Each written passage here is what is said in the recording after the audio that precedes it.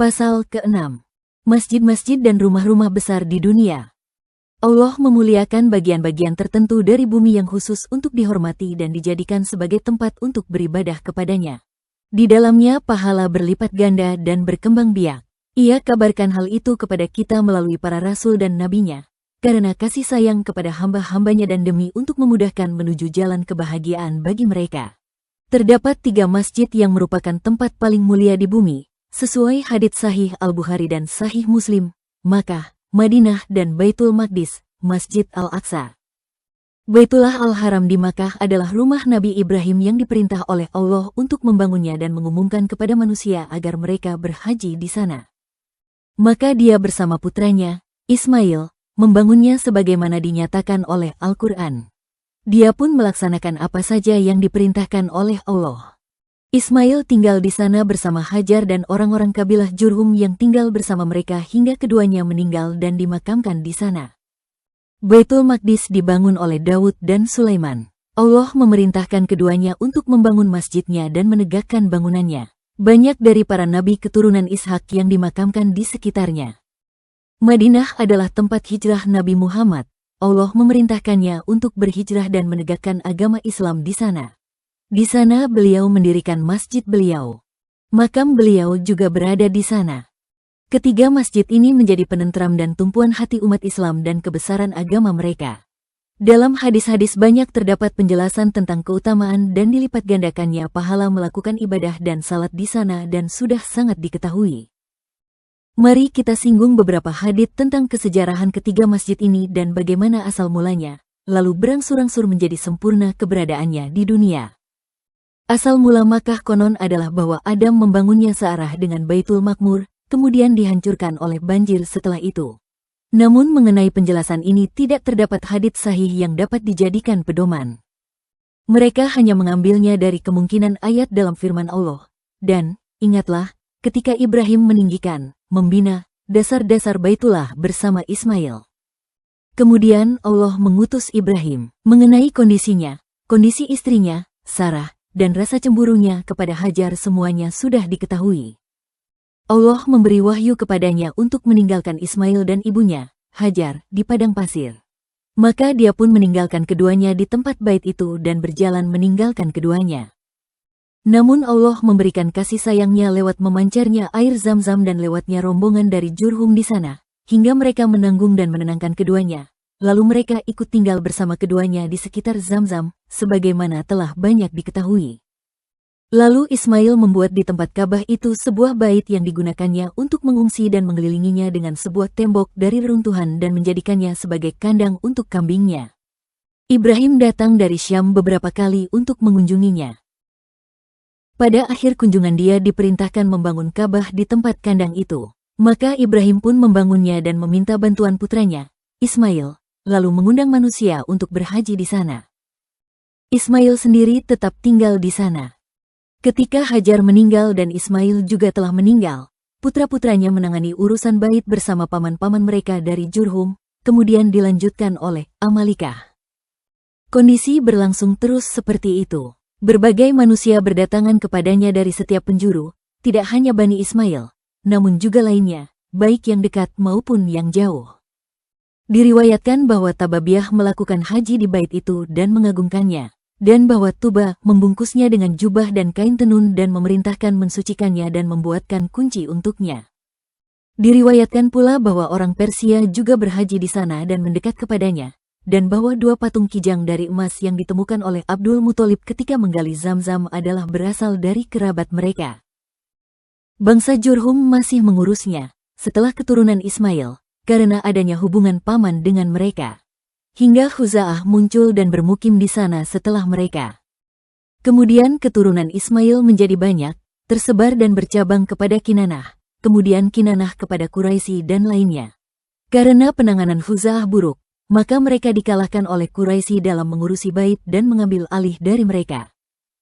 Mereka lalu memberi kuasa kepada Qusay bin Kilab untuk mengurus. Maka dia pun membangun bait dan membuat atap dengan kayu pohon daum dan pelepah kurma.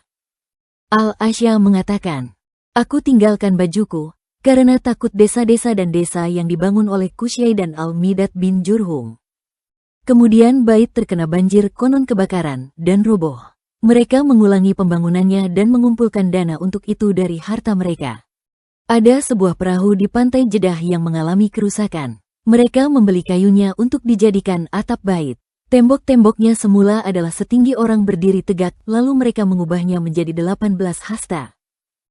Pintunya semula menempel di tanah, lalu mereka naikkan agak ke atas agar tidak dapat dimasuki air banjir. Namun dana yang terbatas membuat mereka tidak sampai menyelesaikannya. Mereka hanya membuat pondasi-pondasinya dan membiarkan darinya seukuran 6 hasta dan 1 jengkal yang mereka kelilingi dengan sebuah tembok pendek yang digunakan tawaf di belakangnya, yaitu Al-Hijr. Bait tetap berbentuk demikian hingga Ibnu Zubair berlindung di Makkah ketika dia melakukan deklarasi bagi dirinya sendiri dan diserang pasukan Yazid bin Muawiyah bersama Al-Husain bin Numair As-Sakuni. Dia melempari bait pada tahun 64. Akibatnya bait mengalami kebakaran, yang konon berasal dari An-Naf, senjata api yang mereka gunakan untuk melempari Ibnu Zubair. Tembok-temboknya menjadi retak, lalu dirobohkan oleh Ibnu Zubair. Lalu Ibnu Zubair mengulangi pembangunannya dengan lebih baik daripada apa yang ada setelah beberapa kali para sahabat membangunnya. Dia menggunakan dalil dari pernyataan Rasulullah kepada Aisyah, "Seandainya saja kaummu adalah orang-orang yang masih baru masanya dengan kekufuran, niscaya aku kembalikan bait di atas pondasi-pondasi Ibrahim dan niscaya aku jadikan baginya 2 pintu, di timur dan di barat." Lalu dia merobohkannya dengan membongkar pondasi Ibrahim alaihissalam dan mengumpulkan para tokoh dan pembesar hingga mereka menyaksikannya. Ibnu Abbas memberinya nasihat agar berhati-hati dalam menjaga kiblat bagi manusia itu. Maka dia pun mengelilingkan kayu di atas pondasi itu dan memasang dari atasnya tirai-tirai demi menjaga kiblat. Dia mengirim utusan ke sana untuk mencari perak dan kapur lalu dibawa ke Makkah. Dia menanyakan tentang tempat putusnya batu yang pertama lalu dia mengumpulkan apa yang dibutuhkannya. Kemudian dia mulai membangun di atas pondasi Ibrahim dan meninggikan temboknya seukuran 27 hasta dan membuat 2 pintu yang menempel di tanah, sebagaimana dia riwayatkan dalam hadisnya. Membuat alasnya dan penutupnya dengan batu marmer serta mencetak kunci-kunci dan daun-daun pintu dari emas. Kemudian Al-Hajjaj datang mengepungnya pada masa Abdul Malik dan melempari atas masjid dengan manjanik, pelontar, hingga tembok-temboknya hancur. Kemudian setelah berhasil menangkap Ibnu Zubair, dia meminta pendapat Abdul Malik tentang apa yang perlu dibangun atau ditambahkan untuk bait. Abdul Malik memerintahkan merobohkan dan mengembalikan bait di atas pondasi-pondasi Quraisy sebagaimana yang ada hari ini. Konon dia menyesal atas tindakannya itu ketika mengetahui kesahihan riwayat Ibnu Zubair tentang hadits Aisyah. Dia mengatakan, "Ingin rasanya aku menanggung Abu Habib, Ibnu Zubair, dalam masalah bait dan pembangunannya sesuai dengan apa yang telah ditanggungnya." Lalu Al-Hajjaj merobohkan 6 zira, hasta, dan 1 jengkal di tempat Al-Hijr dan membangunnya di atas pondasi Quraisy dan menyumbat pintu sebelah barat dan pintu sebelah timur yang ada di tangga pintunya pada saat ini dan membiarkan selainnya tanpa mengubahnya sama sekali. Jadi, setiap bangunan yang ada di dalamnya saat ini adalah bangunan Ibnu Zubair. Bangunan Al-Hajjaj di dalam tembok adalah sambungan luar yang tampak dan merupakan sambungan luar antara 2 bangunan. Bangunan ini berbeda dengan bangunan itu dengan selisih ukuran jari, mirip dengan belahan yang telah dirapatkan. Di sini muncul kemusykilan kuat karena hal itu menafikan apa yang dikatakan oleh para ahli fikih dalam masalah tawaf. Orang yang tawaf menghindari untuk condong pada syazirwan yang melingkar di atas pondasi tembok dari bawahnya, yang akibatnya tawafnya jatuh di dalam bait berdasarkan bahwa tembok itu hanyalah berdiri di atas sebagian pondasi dan keluar dari sebagian yang lain, yaitu tempat syazirwan. Demikian pula yang mereka katakan dalam masalah mencium Hajar Aswad, di mana orang yang tawaf harus kembali dari mencium hingga tegak berdiri, agar sebagian tawafnya tidak terjadi di dalam bait. Apabila seluruh tembok adalah dari bangunan Ibnu Zubair dan itu hanyalah dibangun di atas pondasi Ibrahim, maka bagaimana bisa terjadi apa yang mereka katakan itu? Tidak ada solusi dari masalah ini kecuali dengan salah satu dari 2 kemungkinan. Kemungkinan pertama, Al-Hajjaj merobohkan semuanya dan membangunnya kembali. Dan itu telah diriwayatkan oleh sekelompok ulama. Hanya saja kenyataannya dalam pemandangan-pemandangan bangunan dengan rapatnya apa yang ada di antara 2 bangunan dan membedakan salah satu kedua belahan dari sebelah atasnya atas yang lain dalam tekniknya menolak kemungkinan itu. Kemungkinan kedua, Ibnu Zubair tidak mengembalikan bait di atas pondasi Ibrahim bersama seluruh arahnya. Tapi dia hanya melakukan hal itu dalam Al-Hijr saja agar dapat memasukinya. Jadi bait sekarang bersamaan adanya. Bangunan Ibnu Zubair bukanlah di atas pondasi-pondasi Ibrahim. Dan ini jauh dari benar. Namun tidak ada celah untuk menghindar dari kedua kemungkinan ini. Wallahu a'lam. Kemudian halaman bait yaitu masjid adalah areal terbuka bagi orang-orang yang tawaf di mana pada masa Rasulullah dan masa Abu Bakar tidak ada tembok-tembok di atasnya. Kemudian karena orang-orang bertambah semakin banyak, maka Umar membeli beberapa rumah yang dirobohkannya lalu menambahkannya di dalam masjid dan mengelilinginya dengan tembok kurang dari setinggi orang berdiri. Hal yang seperti itu juga dilakukan oleh Utsman, Ibnu Zubair, lalu Al-Walid bin Abdul Malik yang membangunnya dengan tiang-tiang dari marmer. Kemudian Al-Mansur dan setelah itu putranya, yaitu Al-Mahdi melakukan penambahan di dalamnya. Tambahan tersebut berhenti dan tetap seperti itu sampai masa kita. Penghormatan dan perhatian Allah terhadap bait ini terlalu banyak untuk dihafalkan satu persatu. Kiranya telah cukup dengan dibuktikan bahwa Allah menjadikannya sebagai tempat turunnya wahyu dan malaikat serta sebagai tempat ibadah dan kewajiban melaksanakan syariat haji dan ibadah-ibadah lainnya. Allah mewajibkan bagi tanah haramnya itu, tidak untuk tempat lain, hak-hak untuk mengagungkan. Allah melarang orang yang menentang Islam memasuki tanah haram itu dan mewajibkan orang yang memasukinya untuk melepaskan pakaian berjahit kain yang menutupinya, melindungi orang yang berlindung dengannya dan orang yang merumput di tempat penggembalaannya dari berbagai hal yang menyakitkan. Maka di sana, orang yang takut tidak boleh dikejar-kejar, hewan liar tidak boleh diburu dan pohon-pohonnya tidak boleh ditebang. Batas tanah haram yang khusus mendapat kemuliaan ini dari jalan Madinah adalah 3 mil ke arah Tanim, dan dari jalan Irak 7 mil menuju lereng Gunung Munkati, dari jalan Taif adalah 7 mil menuju lembah Namirah, dan dari jalan Jeddah adalah 7 mil menuju Munkati, Al-Asyair. Demikianlah keberadaan Makkah yang disebut dengan Al-Qura dan kabar beritanya. Disebut Ka'bah karena ketinggiannya, dari kata Al-Kab, dia juga disebut dengan Bakah. Al-Ashmui mengatakan, karena di sana orang-orang Yabuk satu dengan lain kepadanya, maksudnya, saling membela. Mujahid mengatakan, pada Bakah mereka ganti dengan mim sebagaimana mereka mengatakan lazib dan lazim karena saling berdekatannya makraj kedua huruf tersebut.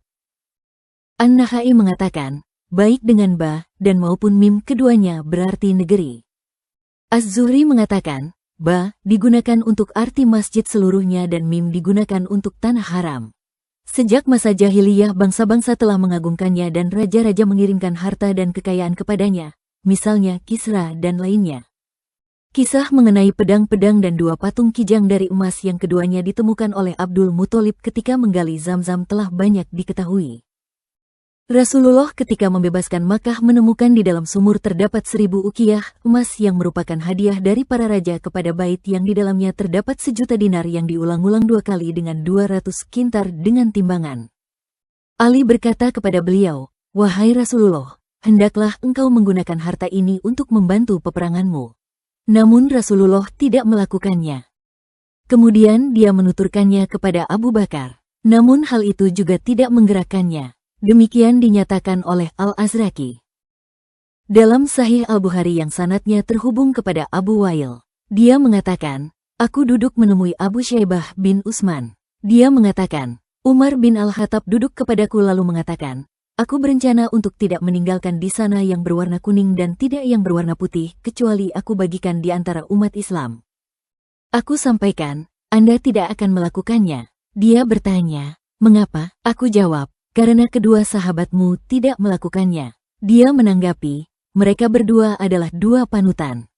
Hadits ini diriwayatkan oleh Abu Dawud dan Ibnu Majah. Dia membiarkan harta itu hingga terjadi fitnah Al-Aftas, yaitu Al-Hasan bin Al-Husain bin Ali Zainal Abidin pada tahun 199 H ketika dia mengalahkan Makkah. Dia menuju Ka'bah lalu mengambil apa yang berada di dalam gudangnya. Dia mengatakan, apa yang dilakukan oleh Ka'bah dengan harta ini adalah sia-sia karena tidak dapat dimanfaatkan. Kami lebih berhak dengannya. Jadi kami akan menggunakannya untuk peperangan kita. Dia pun mengeluarkannya dan mentasarufkannya. Maka batallah simpanan dari Ka'bah sejak hari itu. Sedangkan Baitul Maqdis, yaitu Masjidil Aqsa asal mulanya pada masa Sabiah, para penyembah bintang, adalah tempat bunga. Mereka mendekatkan minyak zaitun kepadanya dalam wadah yang mereka tuangkan di atas batu besar di sana. Kemudian tradisi itu terhapus. Ketika Bani Israel menguasainya, mereka menjadikannya sebagai kiblat dalam salat mereka. Hal itu adalah bahwa ketika Musa AS keluar dengan membawa Bani Israel untuk menguasai Baitul Maqdis sebagaimana yang dijanjikan Allah sebelumnya kepada nenek moyang mereka, yaitu Israel dan ayahnya Yakub, dan menetap di tanah Tih, maka Allah memerintahkannya untuk membuat suatu kubah dari kayu san, pohon akasia, yang ukuran, ciri-ciri, bentuk dan ukurannya telah ditentukan berdasarkan wahyu, dan agar di dalamnya juga ditempatkan tabut, peti meja perjamuan, beserta piring-piringnya dan menara beserta lentera-lenteranya, dan agar membuat tempat penyembelihan untuk korban. Allah menyebutkan ciri-ciri itu semua secara lengkap dalam kitab Taurat. Musa lalu membuat kubah tersebut dan meletakkan di dalamnya tabut wasiat, yaitu tabut yang di dalamnya terdapat papan-papan duplikat sebagai ganti papan-papan yang diturunkan dan berisi kalimat-kalimat 10 ketika papan tersebut pecah. Musa juga meletakkan tempat penyembelihan di sana. Allah mengambil janji Musa agar Harunlah yang akan mengurusi kurban. Mereka memasang kubah itu di antara kemah-kemah mereka di Tih, dan salat menghadap kepadanya, berkorban di tempat penyembelihan di depannya dan menyampaikan wahyu di sana. Ketika mereka telah menguasai tanah Syam, mereka menempatkannya di Kalkal, termasuk dari tanah suci, yaitu antara bagian Bani Yamin dan Bani Afraim. Kubah itu berada di sana selama 14 tahun, yaitu 7 tahun di masa perang dan 7 tahun setelah penaklukan, yaitu masa pembagian negeri. Ketika Yosia meninggal, mereka memindahkannya ke negeri Shilu, dekat dari Kalkal, dan mengelilinginya dengan tembok. Kubah itu berada di sana selama 300 tahun, hingga Bani Palestina mengalahkan dan merebutnya dari tangan mereka. Namun kemudian mereka mengembalikan lagi kubah itu kepada mereka. Setelah wafatnya Ali Al-Kauhan, mereka memindahkannya ke Nuf. Kemudian pada masa Talut, kubah dipindah ke kanan di negeri Bani Yamin. Ketika berkuasa, Daud memindahkan kubah dan tabut ke Baitul Maqdis dan meletakkan di atasnya haba, tutup khusus, dan meletakkannya di atas kubah sakrah. Kubah itu masih menjadi kiblat mereka. Mereka meletakkannya di atas batu besar di Baitul Maqdis. Daud AS hendak membangun masjidnya di atas batu besar sebagai tempatnya, namun hal itu tidak dapat selesai. Dia meminta janji putranya, Sulaiman, untuk melanjutkannya. Sulaiman membangunnya 4 tahun sejak memerintah atau 500 tahun sejak wafatnya Musa AS. Dia membuat tiang-tiangnya dari kuningan dan menjadikan dengannya istana dari kaca, dan menyepuh pintu-pintunya dan tembok-temboknya dengan emas, serta mencetak bangunan, patung, wadah dan menaranya serta kuncinya dari emas.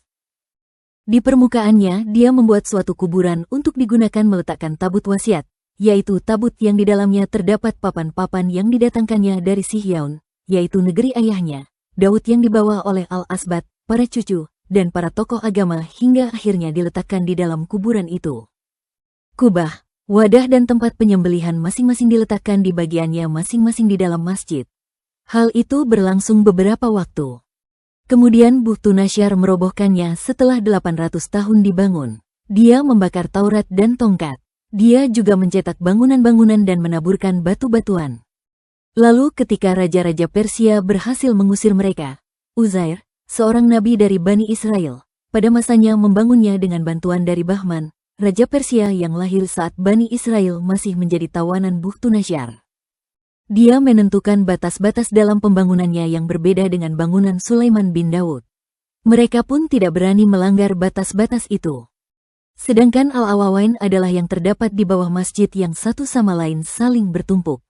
Tiang atasnya adalah di atas lengkungan bawah dalam 2 tingkat. Banyak orang mengira bahwa itu adalah kandang-kandang milik Sulaiman. Padahal bukan. Sulaiman membangunnya semata-mata untuk menghindarkan Baitul Maqdis dari kemungkinan terkena najis. Najis dalam syariat mereka meskipun terdapat di dalam perut bumi dan antara perut bumi dan permukaan bumi terdapat tanah, selagi antara bagian dalam dan bagian luar itu dapat ditarik garis lurus, maka bagian atas itu ikut menjadi najis meskipun hanya berdasarkan perkiraan.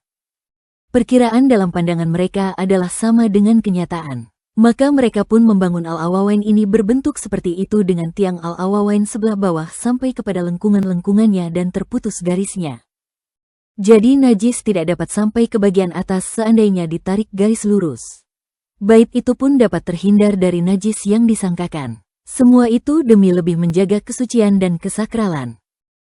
Kemudian silih berganti raja-raja Yunani, Persia dan Romawi menguasai mereka. Kekuasaan menjadi besar pada Bani Israel pada masa ini adalah ketika dipegang Bani Hashmanaya, yaitu dukun-dukun mereka, kemudian pada kerabat mereka, yaitu Herodus, dan putra-putranya setelah dia meninggal.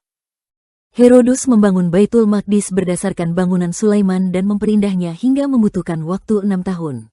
Maka ketika Titus, salah seorang raja Romawi berhasil menguasai dan memperbudak mereka, dia merobohkan Baitul Maqdis dan masjidnya dan memerintahkan agar areal tanahnya ditanami. Kemudian orang Romawi mengikuti agama Al-Masih dan mulai memuliakannya. Raja-raja Romawi berbeda-beda sikap terhadap agama Nasrani. Ada yang memeluknya dan ada yang mengabaikannya. Hingga masa Konstantin dan ibunya, Helena masuk Nasrani dan berangkat ke Quds untuk mencari kayu yang dalam anggapan mereka denganlah Al-Masih disalib. Dia mendapat kabar dari kaum agamawan Nasrani bahwa Al-Masih telah melemparkan kayunya itu ke tanah dan meletakkan di atasnya sampah dan kotoran. Maka Helena pun mengeluarkan kayu itu dan membangun di bekas tempat sampah itu sebuah gereja yang diberi nama Gereja Al-Qumamah, sampah. Seakan-akan gereja itu berada di atas kubur Al-Masih, menurut anggapan mereka. Dia juga merobohkan bangunan bait yang dia temukan dan memerintahkan agar sampah dan kotoran ditumpuk di atas Ish Sakrah hingga menutupinya. Akibatnya tempatnya tidak diketahui. Menurutnya bahwa tindakan itu adalah sebagai balasan atas apa yang mereka lakukan terhadap kubur Al-Masih. Kemudian mereka membangun searah dengan Al-Qumamah itu Bait Alam atau Bethlehem, rumah daging, yaitu rumah di mana Isa lahir di dalamnya. Keadaan masih terus seperti itu hingga Islam muncul dan Umar bin Khattab datang untuk menaklukkan Baitul Maqdis serta menanyakan tentang Ish Sakrah itu. Dia pun ditunjukkan tempatnya. Tempat itu telah dipenuhi sampah dan debu. Maka dia membersihkannya dan membangun di atasnya sebuah masjid dengan cara badawah demi menghormatinya. Kemudian Al-Walid bin Abdul Malik merayakan dalam merintis masjidnya berdasarkan tradisi masjid-masjid dalam Islam dengan perayaan semestinya, sebagaimana dia lakukan pada Masjidil Haram, Masjid Nabawi di Madinah dan Masjid Damaskus. Orang Arab menyebutnya dengan Balat, Istana Al-Walid. Dia mewajibkan Raja Romawi untuk mengirimkan para pekerja dan dana untuk pembangunan masjid-masjid ini dan menghiasinya dengan batu marmer berwarna-warni. Raja tersebut patuh. Pembangunan masjid-masjid itu akhirnya selesai sesuai dengan yang dikehendaki Al-Walid.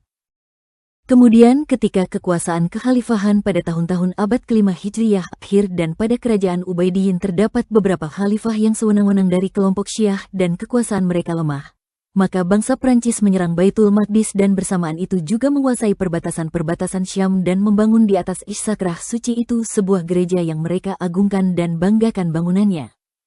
Hingga ketika Salahuddin bin Ayub Al-Kurdi merebut Mesir, Syam dan menghapus sisa-sisa Ubaidiyyin dan bitah-bitah mereka, maka dia menyerang Syam dan menyerbu orang-orang Prancis yang ada di sana. Akhirnya dia mengalahkan mereka dan menguasai Baitul Maqdis dan perbatasan-perbatasan Syam yang sebelumnya telah mereka kuasai. Hal itu terjadi pada sekitar tahun 580 Hijriyah. Dia merobohkan gereja tersebut dan memperlihatkan Ish Sakrah serta membangun di atasnya yang bentuknya sampai sekarang ini masih sama. Anda tidak perlu merasa aneh terhadap hadits sahih bahwa Rasulullah ketika ditanya mengenai bait pertama yang diletakkan, lalu beliau menjawab, maka. Beliau ditanya lagi, lalu setelah itu, beliau menjawab, Baitul Maqdis. Beliau ditanya lagi, berapa lama jarak antara keduanya? Beliau menjawab, 40 tahun. Sebab masa antara pembangunan Makkah dan pembangunan Baitul Maqdis sama dengan jarak antara Ibrahim dan Sulaiman, karena Sulaiman yang membangunnya saat itu telah berusia 1000 tahun lebih. Yang dimaksud dengan awat, meletakkan, dalam hadits tersebut bukanlah membangun. Yang dimaksud adalah bait yang pertama kali ditetapkan untuk beribadah. Tidak salah kiranya jika Baitul Maqdis ditetapkan untuk tempat beribadah sebelum pembangunan yang dilakukan Sulaiman waktu itu. Terdapat riwayat bahwa Sabiyah, para penyembah bintang, membangun di atas Ish Sakrah suatu bangunan Az-Zuhroh, bunga. Barangkali itu adalah sebagai tempat beribadah sebagaimana kaum jahiliyah membuat patung-patung dan arca-arca di sekitar dan bahkan di dalam Ka'bah. Kaum Sabiyah yang membuat bangunan Az-Zuhroh, bunga, itu hidup pada masa Ibrahim. Jadi tidak salah jika masa antara Wat, Makkah untuk tempat beribadah dan Wat, Baitul Maqdis adalah 40 tahun. Meskipun di sana tidak terdapat bangunan sama sekali dan bahwa yang pertama kali yang membangun Baitul Maqdis adalah Sulaiman. Demikian penjelasannya. Sedangkan Madinah yang disebut Yasrib adalah merupakan kota yang dibangun oleh Yasrib bin Mahlail dari Amalika. Bani Israel merebutnya dari tangan mereka ketika mereka menguasai tanah Hijaz. Kemudian mereka ditemani oleh Bani Kilah dari Gasan, yang akhirnya justru mengalahkan mereka untuk merebutnya dan merebut benteng-bentengnya. Kemudian Rasulullah diperintahkan berhijrah ke sana karena pertolongan Allah yang telah ditakdirkan.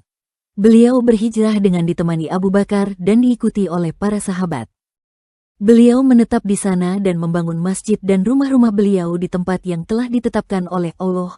Beliau ditampung dan ditolong oleh Bani Kilah. Karena itu mereka dinamakan Al-Ansar, yang artinya para penolong.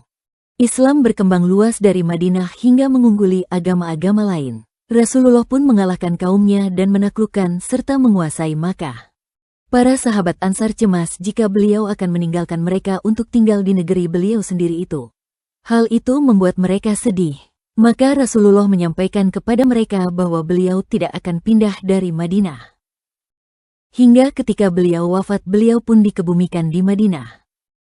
Mengenai kemuliaan Madinah terdapat banyak hadits yang tidak asing lagi. Muncul perbedaan pendapat di antara para ulama mengenai mana yang lebih unggul, Madinah ataukah Makkah. Malik berpendapat Madinah lebih unggul berdasarkan riwayat yang ada padanya yaitu berupa Nash yang sarih, dari Rafi bin Muhda, bahwa Nabi bersabda, Madinah itu lebih baik daripada Makkah. Hal itu dinukil oleh Abu Al-Wahhab dalam Al-Maunah.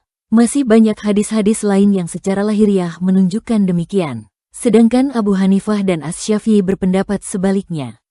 Maka di atas segalanya Madinah menjadi masjid haram kedua dan dicintai umat dari segala penjuru dengan sepenuh hati. Mari kita perhatikan bagaimana secara berangsur-angsur keutamaan masjid-masjid yang agung di atas karena pertolongan Allah yang telah ditakdirkannya dahulu kala. Mari kita renungkan rahasia Allah di alam semesta dan bagaimana semua berjalan secara kokoh teratur sesuai dengan masalah-masalah keagamaan dan dunia. Adapun selain ketiga masjid di atas kita tidak tahu masjid lain yang ada di bumi kecuali apa yang disebut dengan Masjid Adam di Sarandip di Kepulauan India. Akan tetapi tidak terdapat satu dalil sama sekali yang dapat dijadikan pegangan. Bangsa-bangsa terdahulu mempunyai tempat-tempat peribadatan yang mereka agungkan sesuai agama yang mereka peluk. Di antaranya adalah rumah-rumah api bagi orang Persia, haikal-haikal Yunani, rumah-rumah orang Arab di Hijaz yang oleh Rasulullah diperintahkan untuk dirobohkan dalam berbagai peperangan beliau. Al-Masuti menuturkan beberapa rumah lagi, yang kami rasa tidak perlu menuturkannya sama sekali karena tidak disyariatkan, tidak berhubungan dengan agama, tidak layak ditoleh atau tidak terdapat kabar mengenainya. Cukuplah dalam hal ini apa yang tercatat dalam sejarah. Barang siapa yang ingin mengetahui lebih jauh hendaklah merujuk ke sana. Allah memberi petunjuk orang yang dikehendakinya. Pasal ke-7. Jumlah kota dan ibu kota di Afrika dan Maghrib hanya sedikit. Penyebabnya adalah bahwa kawasan ini adalah milik bangsa barbar sejak ribuan tahun sebelum Islam. Semua pembangunannya adalah Badawi. Peradaban tidak berlangsung di lingkungan mereka, sekiranya dapat membuat kondisi-kondisinya bisa menjadi sempurna. Kerajaan-kerajaan yang menguasainya yaitu Eropa dan Arab tidak berlangsung lama masa kekuasaan mereka di sana, sekiranya peradabannya dapat terserap. Maka tradisi Badawah dan hal ihwalnya tidak hilang dan tetap melekat pada mereka. Bangunan-bangunan mereka tidak banyak. Keterampilan dan kerajinan juga jauh dari bangsa barbar karena mereka lebih mengakar dalam Baduy, sedangkan keterampilan adalah bagian dari ciri-ciri peradaban. Bangunan-bangunan hanya bisa sempurna dengannya dan harus ada upaya untuk mendalaminya. Karena bangsa barbar tidak memiliki perhatian padanya, maka mereka tidak mempunyai ambisi pada bangunan-bangunan apalagi tentang kota. Mereka adalah warga ashabiyah dan nasab-nasab di mana masyarakat mereka tidak lepas dari itu.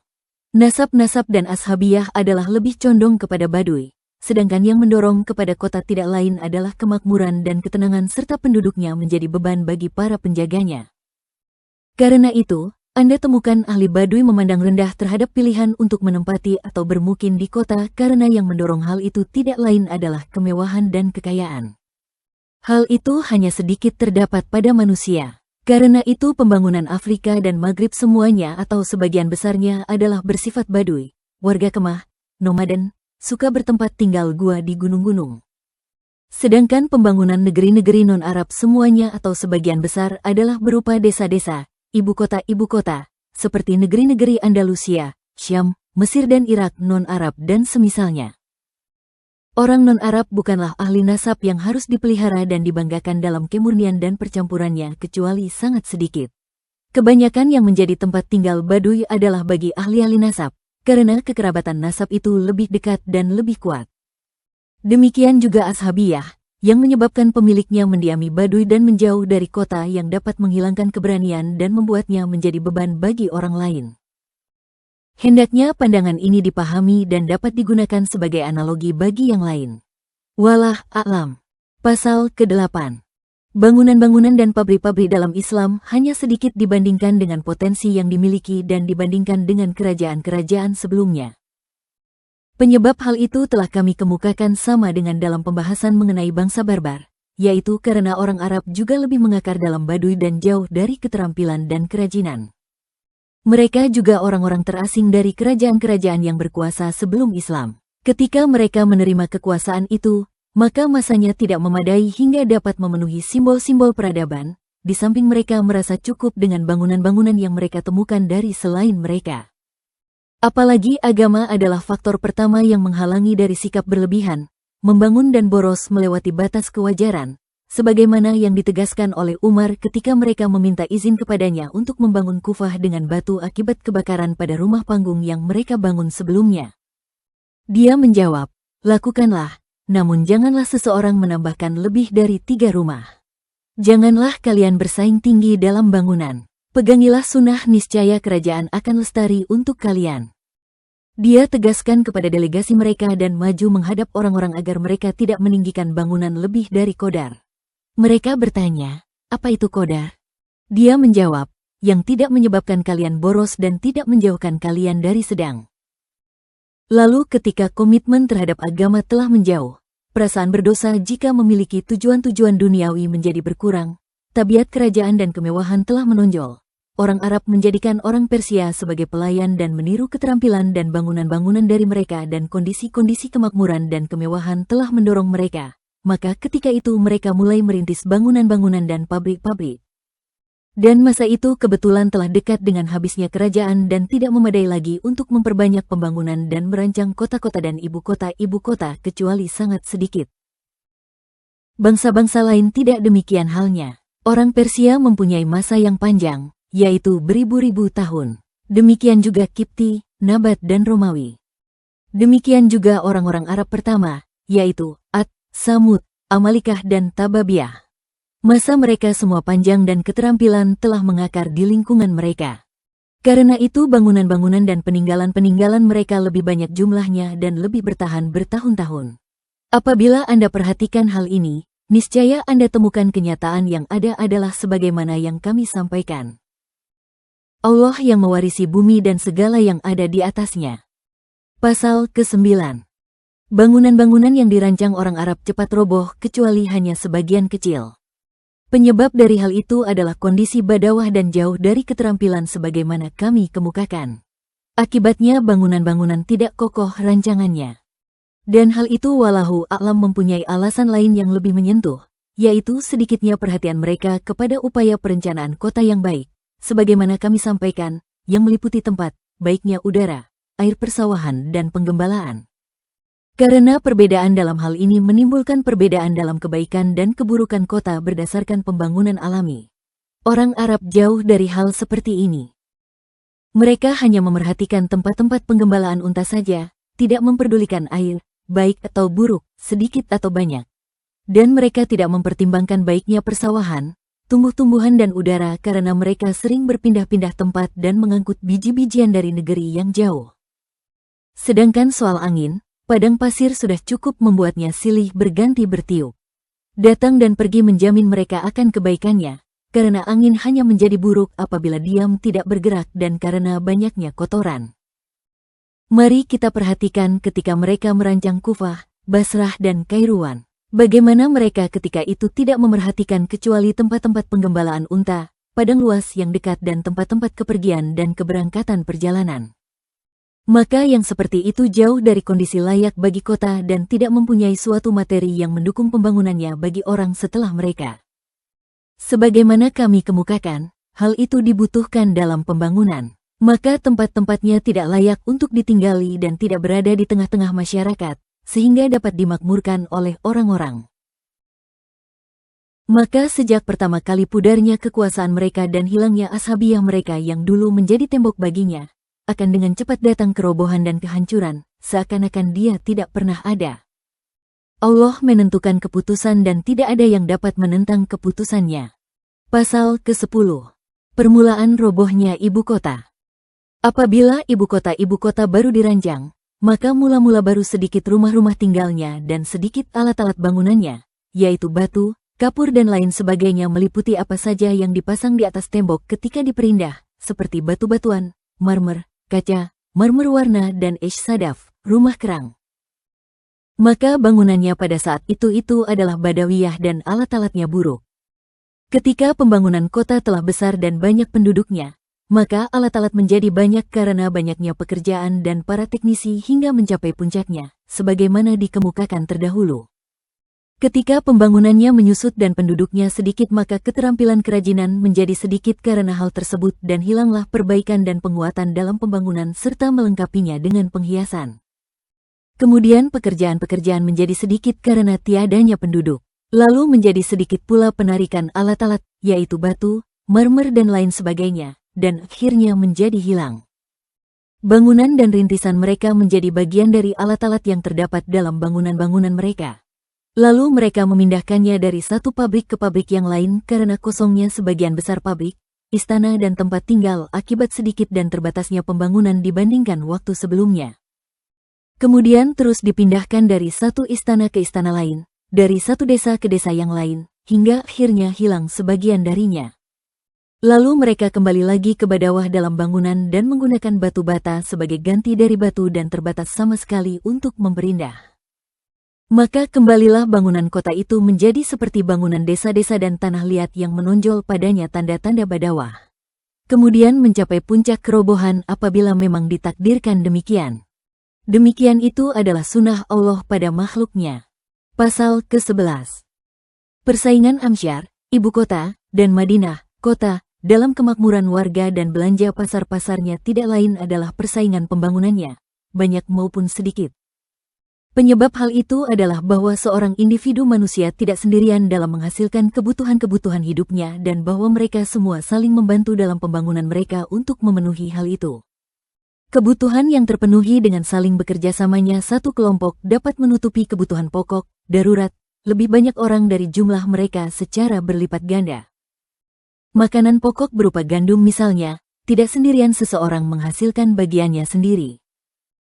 Jadi apabila dia untuk menghasilkannya melibatkan 6 atau 10 orang, mulai dari tukang besi, tukang kayu alat-alat, penjaga sapi dan mengolah tanah dan memanen tangkai serta ongkos-ongkos pertanian lainnya dan mereka saling membagi atau bersama-sama melakukan pekerjaan-pekerjaan itu untuk bisa menghasilkan jumlah tertentu dari makanan pokok, maka dengan demikian akan dihasilkan makanan pokok yang jumlahnya berlipat ganda berkali-kali. Pekerjaan-pekerjaan setelah perkumpulan itu menjadi melebihi kebutuhan-kebutuhan dan kebutuhan-kebutuhan pokok para pekerja tersebut. Warga suatu kota atau ibu kota apabila seluruhnya membagi pekerjaan mereka berdasarkan ukuran kebutuhan pokok mereka maka dapat dirasa cukup dengan yang paling sedikit saja dari pekerjaan-pekerjaan itu.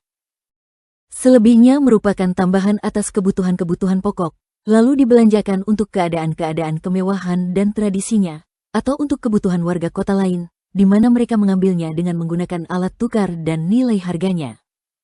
Selanjutnya bagi para pekerja itu terdapat bagian dari kekayaan. Telah jelas bagi Anda pada pasal 5 dari bab pekerjaan dan rezeki bahwa hasil pekerjaan itulah nilai pekerjaan. Apabila pekerjaannya banyak, maka banyak pula nilainya di lingkungan mereka, lalu hasil pekerjaan mereka pasti menjadi banyak. Kondisi kemakmuran dan kekayaan mendorong mereka kepada kemewahan dan kepada kebutuhan-kebutuhannya, yaitu memperindah rumah, pakaian, wadah-wadah, peralatan harian, mengambil pembantu dan kendaraan.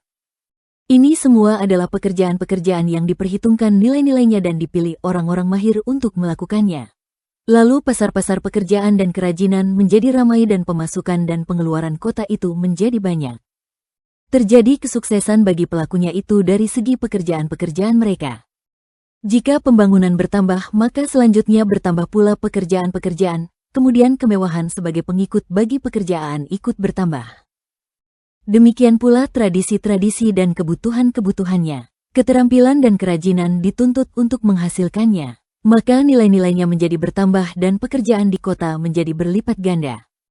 Pasar kerja menjadi ramai karenanya, lebih banyak dari yang pertama. Demikian juga dalam pertambahan yang kedua dan yang ketiga karena pekerjaan-pekerjaan tambahan itu seluruhnya menjadi khusus demi mengejar kemewahan dan kekayaan. Berbeda dengan pekerjaan-pekerjaan yang asli yang khusus demi mata pencaharian. Jadi apabila kota menjadi unggul dengan satu pembangunan maka keutamaannya adalah dengan bertambahnya pekerjaan dan kemakmuran dengan tradisi-tradisi dari kemewahan yang tidak ditemukan di kota yang lain. Kota-kota yang pembangunannya lebih banyak dan lebih memadai, maka keadaan warganya dalam hal kemewahan lebih tinggi daripada keadaan kota yang ada di bawahnya dengan cara yang sama dalam kelompoknya masing-masing, yaitu hakim dengan hakim, pedagang dengan pedagang, pengrajin dengan pengrajin, orang pasar dengan orang pasar, amir dengan amir dan polisi dengan polisi. Coba Anda perhatikan hal itu di Maghrib, misalnya, antara keadaan Fes dengan kota-kotanya yang lain seperti Bijajah, Tilmisan dan Sabah. Anda akan menemukan antara keduanya terdapat banyak perbedaan secara garis besar kemudian perbedaan secara khusus. Kondisi penguasa di Fes lebih lapang daripada kondisi penguasa di Tilmisan. Demikian juga setiap kelompok dengan kelompok sejenis. Juga keadaan Tilmisan bersama Wahran atau Aljazair, dan keadaan Wahran dan Aljazair bersama yang di bawah keduanya, hingga kepada desa yang pekerjaan warganya hanya untuk memenuhi kebutuhan-kebutuhan pokok saja, tidak lebih dari itu. Itu tidak lain karena selisih pekerjaan-pekerjaan di dalamnya. Semuanya seakan-akan merupakan pasar bagi pekerjaan-pekerjaan. Pengeluaran dalam setiap pasar adalah sesuai dengan perimbangannya. Penguasa di Fes pemasukannya adalah sebanding dengan pengeluarannya. Demikian juga penguasa di Tilmisan. Apabila pemasukan dan pengeluaran lebih banyak maka kondisi-kondisinya lebih besar. Namun yang ada di Fes adalah lebih banyak karena ramainya pasar kerja akibat didorong oleh kemewahan. Maka keadaan-keadaannya lebih besar. Demikian juga keadaan Wahran, Konstantin dan Aljazair dan Biskarah sampai kepada sebagaimana kami katakan, kota-kota yang pekerjaan-pekerjaannya tidak dapat memenuhi kebutuhan-kebutuhan pokoknya dan tidak dianggap sebagai kota karena dia hanya termasuk kelompok desa atau al-madar, kampung. Karena itu, Anda dapati warga kota kecil ini kondisinya lemah dan saling berdekatan dalam kefakiran dan kelaparan karena pekerjaan-pekerjaan mereka tidak dapat memenuhi kebutuhan-kebutuhan pokok mereka dan tidak berlebih apa yang mereka hasilkan sebagai pekerjaan. Akibatnya hasil-hasil usaha mereka tidak berkembang, dan oleh karena itu mereka menjadi orang-orang miskin dan membutuhkan, kecuali hanya sedikit sekali dari mereka yang tidak. Coba Anda perhatikan hal itu hingga kepada kondisi orang-orang fakir dan para pengemis. Para pengemis di Fes adalah lebih baik keadaannya daripada pengemis di Tilmisan atau Wahran. Kami sendiri menyaksikan kenyataan di Fes para pengemis pada hari-hari raya kurban justru meminta-minta berupa uang harga daging kurban, bukan dagingnya.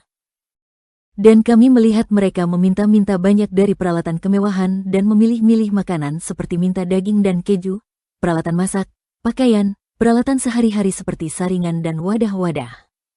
Seandainya ada pengemis yang meminta-minta seperti ini di Tilmisan atau Wahran niscaya akan dianggap aneh, bahkan dibentak dan diusir. Kami mendengar pada saat ini tentang kondisi Kairo dan Mesir yaitu kemewahan dan kekayaan dalam tradisi-tradisi mereka yang dapat membuat decak kagum. Hingga banyak dari orang-orang fakir di Maghrib pergi meninggalkan Atsiklah menuju Mesir karena hal tersebut dan karena apa yang mereka dengar yaitu kemakmuran di Mesir lebih besar daripada di tempat lain. Orang-orang awam beranggapan bahwa hal itu adalah karena sikap suka mengalah warga daerah-daerah itu kepada orang lain, atau karena harta-harta simpanan yang mereka miliki, serta bahwa mereka lebih suka bersedekah daripada warga kota lainnya. Padahal yang sebenarnya tidak demikian. Yang benar adalah hal itu, seperti yang Anda tahu, tidak lain karena pembangunan Mesir dan Kairo lebih banyak daripada pembangunan kota-kota yang telah disebutkan tadi. Karena itu keadaan-keadaan mereka menjadi besar. Sedangkan kondisi pemasukan dan pengeluaran di semua kota sebenarnya adalah seimbang. Ketika pemasukan banyak maka pengeluaran juga banyak.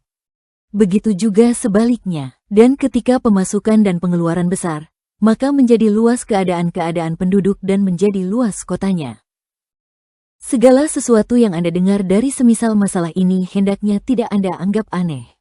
Anggaplah itu dengan banyaknya pembangunan dan apa yang ada darinya yaitu banyaknya hasil usaha, yang karenanya menyebabkan mudah memberi dan mengalah terhadap orang-orang yang membutuhkannya. Anda dapat membuat contoh hal tersebut dengan keadaan hewan-hewan yang tidak bisa bicara itu bersama rumah-rumah di suatu kota. Bagaimana hilir mudik hewan-hewan itu di sana?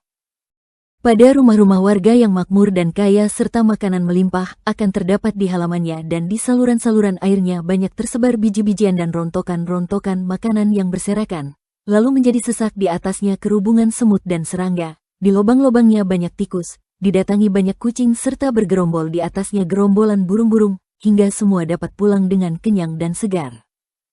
Sedangkan rumah-rumah warga miskin dan kelaparan yang rezeki-rezekinya minim, maka tidak berjalan di halamannya seekor pun hewan melata, tidak terbang di udaranya seekor burung pun dan tidak mengungsi ke sudut-sudut rumah mereka seekor pun tikus atau kucing. Sebagaimana dikatakan penyair, burung turun berjatuhan karena mengais-ngais biji-biji-bijian dan tinggal di rumah orang-orang murah hati. Mari kita perhatikan rahasia Allah dalam hal tersebut. Ambillah pelajaran tentang kedatangan manusia dari kedatangan hewan-hewan yang tidak bisa bicara itu, dan rontokan-rontokan perjamuan makan dengan kelebihan-kelebihan rezeki dan kemewahan dan kemudahannya atas orang yang memberikannya karena kebanyakan mereka tidak membutuhkannya karena masih adanya yang semisalnya bagi mereka. Hendaknya Anda tahu bahwa lapangnya keadaan dan banyaknya nikmat dalam pembangunan adalah mengikuti banyaknya pembangunan itu. Wallahu a'lam. Allah tidak membutuhkan alam semesta. Pasal ke-12. Harga-harga di kota. Semua pasar memuat kebutuhan-kebutuhan manusia. Di antaranya adalah kebutuhan primer, pokok atau daruri, yaitu makanan-makanan pokok, misalnya gandum dan apa saja yang sejenis dengannya, seperti sayur mayur, bawang merah, bawang putih, dan lain sebagainya. Ada pula kebutuhan yang bersifat sekunder, hajat, dan ada pula yang bersifat tersier, penyempurna atau kamali, seperti lauk pauk, buah-buahan, pakaian, peralatan harian, kendaraan, kerajinan lainnya, dan bangunan-bangunan. Maka ketika kota meluas dan banyak penduduknya, maka harga-harga kebutuhan pokok seperti makanan pokok dan yang semisalnya menjadi murah dan kebutuhan-kebutuhan pelengkap, misalnya lauk pauk, buah-buahan dan apa yang semakna menjadi mahal. Sedangkan ketika penduduk kota itu sedikit dan pembangunannya lemah, maka kenyataannya adalah sebaliknya. Penyebab hal itu adalah bahwa biji-bijian termasuk dari kebutuhan-kebutuhan makanan bersifat pokok. Maka faktor-faktor yang mendorong untuk mendapatkannya menjadi sempurna, sebab setiap orang tidak akan mengabaikan kebutuhan makanan pokoknya sendiri maupun bagi keluarganya untuk bulan atau tahun tersebut. Akibatnya pengambilannya akan merata pada seluruh atau sebagian besar dari warga kota itu atau warga kota yang dekat darinya. Pasti demikian. Setiap orang yang mengambil makanan pokoknya maka akan mempunyai kelebihan dari dirinya sendiri dan dari anggota keluarganya yang kemudian menjadi suatu kelebihan yang besar yang dapat menambal kekurangan banyak orang dari warga kota itu. Maka tentu saja makanan pokok dari warga kota itu akan berlebih.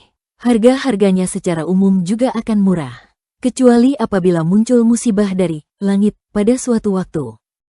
Seandainya saja tidak ada orang yang melakukan penimbunan karena khawatir akan munculnya musibah itu, niscaya makanan pokok tersebut akan diserah terimakan secara cuma-cuma dengan tanpa pembayaran dan ganti sama sekali karena banyaknya makanan pokok akibat banyaknya pembangunan. Sedang kebutuhan lainnya, yaitu lauk pauk, buah-buahan dan lain sebagainya, maka kebutuhan terhadapnya tidak menyeluruh dan pengadaannya tidak menghabiskan pekerjaan-pekerjaan warga kota semuanya atau kebanyakan mereka. Kemudian jika kota itu telah melimpah, terpenuhi pembangunannya dan banyak kebutuhan-kebutuhan kemewahan, maka akan sempurna saat itu faktor-faktor pendorong untuk memenuhi dan memperbanyak kebutuhan-kebutuhan itu. Setiap orang sesuai dengan keadaannya, akibatnya persediaan menjadi sangat terbatas. Maka warga yang mempunyai keinginan mendapatkannya berebut. Warga yang makmur dan hidup mewah membayar harga-harganya dengan boros, seberapapun mahalnya, sebab kebutuhan-kebutuhan mereka kepadanya lebih banyak daripada selain mereka. Maka saat itu akan harga menjadi mahal sebagaimana Anda lihat. Sedangkan mahalnya keterampilan dan kerajinan serta pekerjaan-pekerjaan di kota-kota yang penuh pembangunannya penyebabnya adalah 3 hal. Pertama, banyaknya kebutuhan untuk tempat kemewahan di kota karena banyaknya pembangunan. Kedua, kesombongan dan perasaan hina pada diri ahli pekerjaan-pekerjaan itu untuk melayani karena mudahnya mata pencaharian di kota akibat banyak tersedianya makanan pokok. Ketiga, banyaknya orang-orang mewah dan banyaknya kebutuhan mereka untuk mempekerjakan selain mereka dan para pengrajin dalam profesi-profesi mereka. Mereka sanggup memberi kepada ahli pekerjaan-pekerjaan itu lebih banyak daripada nilai pekerjaannya karena saling berebut dan bersaing dalam mempekerjakan. Maka akan menjadi mulia para pekerja, para pengrajin dan ahli pekerjaan-pekerjaan, menjadi mahal pekerjaan-pekerjaan mereka dan banyak pembelanjaan warga kota untuk hal itu. Sedangkan kota-kota kecil dan berpenduduk sedikit makanan pokok mereka sedikit karena sedikitnya pekerjaan dan apa yang bisa mereka harapkan di sana karena kecilnya kota mereka, yaitu tiadanya makanan pokok. Mereka hanya mengandalkan pada apa yang dihasilkan oleh tangan-tangan mereka sendiri lalu menimbunnya. Akibatnya ketersediaannya menjadi langka bagi mereka sendiri dan mahal harganya bagi orang yang menawarnya. Sedangkan mengenai fasilitas-fasilitas kebutuhan mereka tidak sampai ke sana karena sedikitnya penduduk dan lemahnya keadaan. Akibatnya pasarnya tidak laku dan menjadi murah harganya. Terkadang dalam harga makanan-makanan pokok masuk juga beban pembiayaan yang menimpa atasnya, yaitu pajak-pajak, upeti-upeti bagi sultan di pasar-pasar, di pintu-pintu kota dan bagi para pemungut pajak dalam manfaat-manfaat yang ditetapkan mereka atas transaksi-transaksi jual-beli sesuai keinginan mereka sendiri. Karena itu maka harga-harga di kota lebih mahal daripada harga-harga di pedalaman. Karena pajak-pajak, tanggungan-tanggungan dan kewajiban-kewajiban di pedalaman hanya sedikit atau bahkan tidak ada sama sekali, sedangkan hal itu banyak terdapat di kota. Apalagi pada akhir kerajaan. Terkadang masuk juga dalam nilai harga makanan pokok tersebut ongkos pengelolaan pertaniannya dan hal itu memengaruhi harga-harganya sebagaimana yang terjadi di Andalusia pada saat ini. Penyebabnya adalah bahwa ketika kaum Nasrani mendesak mereka ke tepi laut dan negeri-negeri yang sulit dijangkau, buruk tanamannya, sulit hidup tumbuh-tumbuhannya dan kaum Nasrani itu merebut tanah mereka yang subur dan negeri yang baik, maka mereka membutuhkan pengelolaan tanaman dan ladang untuk membuat baik tumbuh-tumbuhan dan pertaniannya. Dan penanganan itu adalah dengan pekerjaan-pekerjaan yang mempunyai nilai dan bahan-bahan, yaitu pupuk dan lainnya yang menuntut biaya. Dan dalam pertanian mereka muncul belanja-belanja yang memiliki risiko. Akibatnya mereka pun memperhitungkannya dalam harga jual barang. Akibatnya harga-harga di wilayah Andalusia menjadi mahal sejak orang-orang Nasrani memaksa mereka ke wilayah yang ramai dengan agama Islam ini beserta pantai-pantainya. Ketika mendengar mahalnya harga-harga di wilayah itu, orang-orang mengira bahwa hal itu disebabkan sedikitnya makanan pokok dan biji-bijian di sana. Padahal yang benar bukan demikian. Karena sebenarnya mereka adalah warga daerah makmur yang paling banyak pertaniannya sejauh yang kita ketahui dan lebih ahli dalam masalah itu. Amat sedikit pejabat atau rakyat yang tidak berhubungan dengan ladang, sawah atau pertanian kecuali sedikit saja dari ahli kerajinan, jasa pelayanan atau orang-orang asing yang datang di sana, para tentara maupun pejuang. Karena itu Sultan menghususkan mereka dalam pemberian dengan ulah yaitu makanan pokok dan ulufat, makanan hewan yang berasal dari tanaman. Penyebab mahalnya harga biji-bijian pada mereka tidak lain adalah apa yang telah kami jelaskan di atas. Ketika negeri-negeri barbar sebaliknya dari itu dalam masalah berkembangnya tumbuh-tumbuhan dan kebaikan tanah mereka, maka secara garis besar ongkos-ongkos dalam bidang pertanian menjadi tidak ada, bersama banyak dan meratanya tumbuh-tumbuhan itu. Akhirnya hal itu menjadi penyebab murahnya makanan pokok di negeri tersebut. Allah yang menentukan malam dan siang dan Dia Maha Esa lagi Maha Perkasa. Tiada Tuhan selain Dia.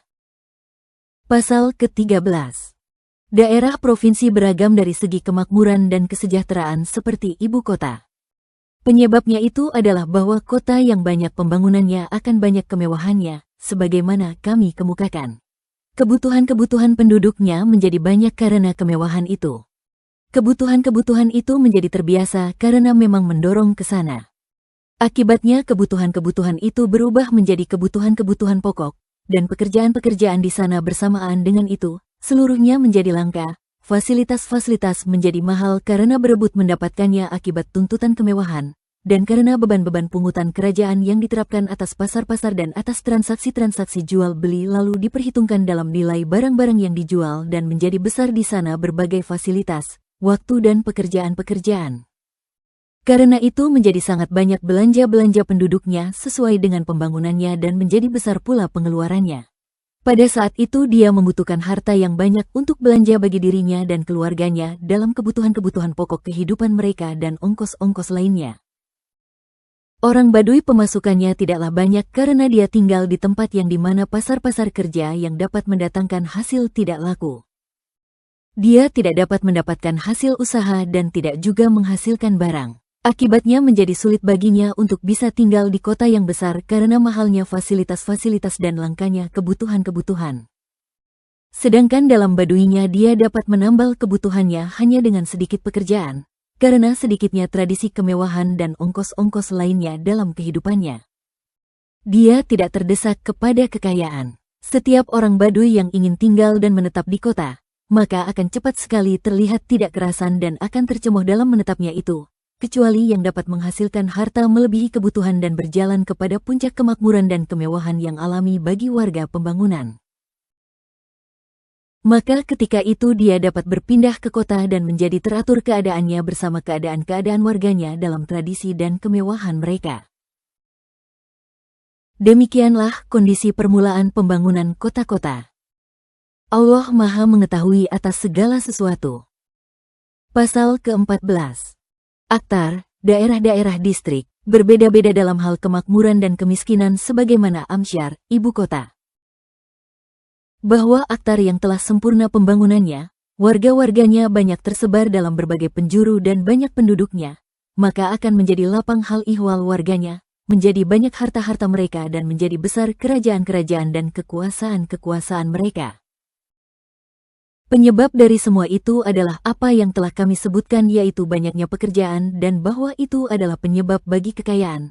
Karena setelah memenuhi kebutuhan-kebutuhan pokok penduduk mengalami kelebihan yang sangat banyak berdasarkan ukuran dan banyaknya pembangunan. Kelebihan itu kembali pada orang-orang sebagai hasil usaha yang mereka peroleh, sebagaimana yang kami sebutkan dalam pasal mata pencaharian, rezeki dan usaha.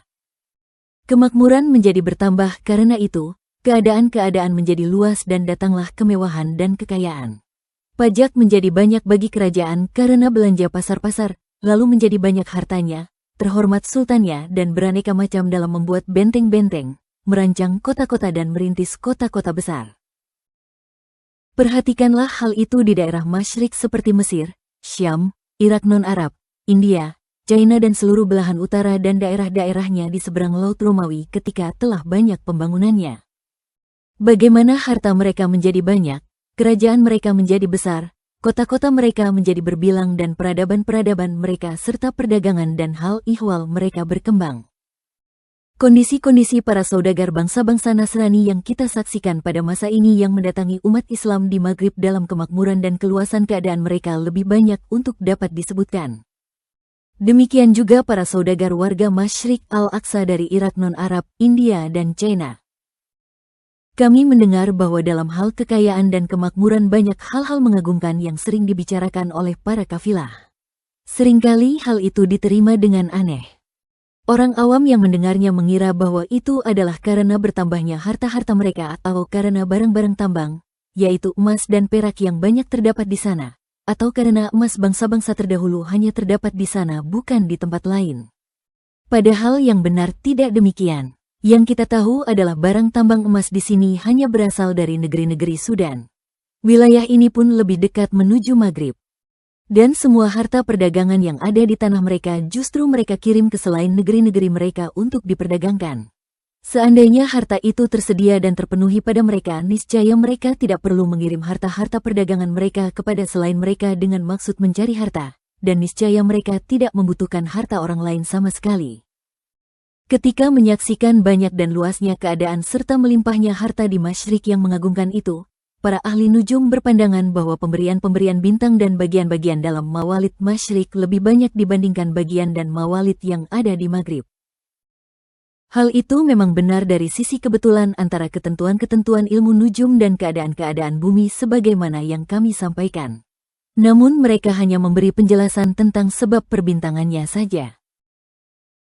Mereka masih belum memberikan penjelasan mengenai penyebab buminya. Inilah yang ingin kami sampaikan, yaitu banyaknya pembangunan dan kekhususannya di bumi Masyrik dan daerah-daerahnya. Banyaknya pembangunan memberi manfaat banyaknya hasil usaha karena banyaknya pekerjaan di mana hal itu merupakan penyebabnya. Karena itu Masyrik lebih makmur dibanding kawasan lain. Bukannya hal itu karena pengaruh perbintangan. Kini jelas bagi Anda dari apa yang kami singgung sebelumnya bahwa perbintangan tidak dapat menjadi penyebab dan bahwa kesesuaian antara ketentuannya, pembangunan di bumi dan tabiatnya adalah hal yang pasti. Perhatikanlah kondisi kemakmuran dari pembangunan ini pada daerah Afrika dan Barkah ketika penduduknya sedikit dan pembangunannya berkurang. Bagaimana keadaan-keadaan warganya menjadi lebur dan berakhir dengan kemiskinan dan kelaparan. Menjadi lemah pajaknya lalu menjadi sedikit harta-harta kerajaannya setelah sebelumnya kerajaan-kerajaan Syiah dan Sanhajah di sana mencapai kemakmuran. Banyak pajaknya dan meluas hal ihwal dalam belanja-belanja dan pemberian-pemberian mereka sebagaimana Anda dengar. Sehingga harta-harta itu pernah diangkut dari Kairouan untuk penguasa Mesir demi mencukupi kebutuhan-kebutuhan dan kepentingan-kepentingannya. Dan harta-harta kerajaan itu sampai-sampai dibawa oleh Jauhar Al-Khatib dalam perjalanannya menuju pembebasan Mesir dalam 1000 muatan yang disiapkannya untuk gaji dan bonus bagi para tentara dan belanja-belanja para pejuang. Daerah Maghrib, meskipun pada masa dulu di bawah Afrika, tidak jauh beda dengan itu. Yaitu keadaan-keadaannya pada masa kerajaan-kerajaan Muwahhidun adalah meluas dan pajak-pajaknya melimpah.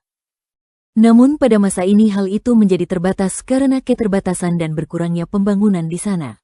Sebagian besar dari pembangunan barbar di sana telah hilang dan berkurang dari yang pernah diketahui dengan kekurangan yang mencolok dan sangat terasa.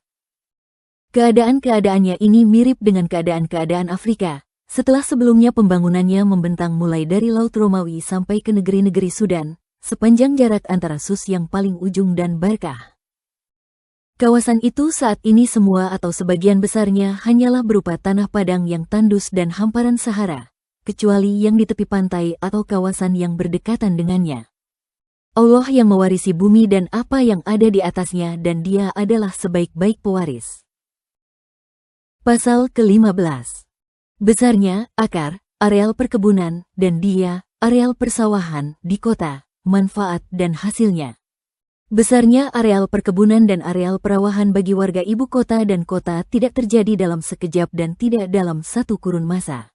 Karena tidak ada seorang pun dari mereka yang memiliki kekayaan yang dengannya dia bisa mempunyai hak-hak milik yang nilainya tak terbatas itu, meskipun kondisi kemakmuran mereka mencapai apa yang bisa dibayangkan.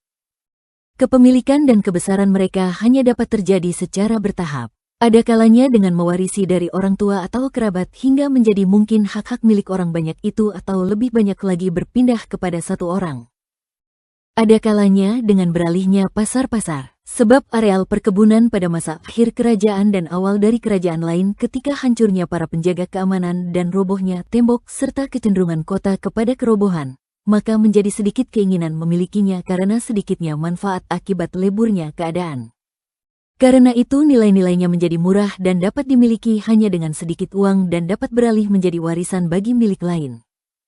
Kota itu tampaknya telah memperoleh yang baru pada masa remajanya dengan majunya kerajaan yang kedua. Kondisi-kondisinya yang murni dan baik menjadi teratur dan menimbulkan keinginan memiliki areal perkebunan dan persawahan karena banyaknya manfaat ketika itu.